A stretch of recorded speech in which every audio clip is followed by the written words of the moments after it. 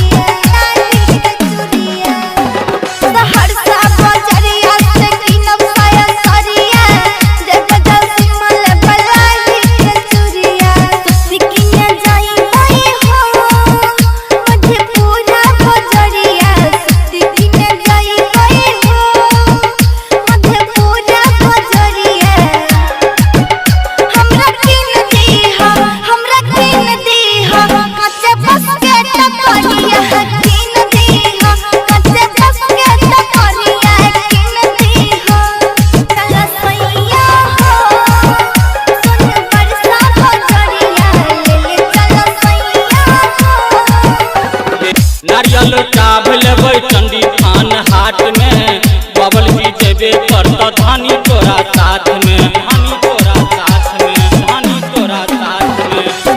नारियल टाभ लेबै चंडी थान हाट में बबल जी जेबे करत धानी तोरा साथ में हरा हरा पान लेबै हे आरो तू परिया हरा हरा पान लेबै हे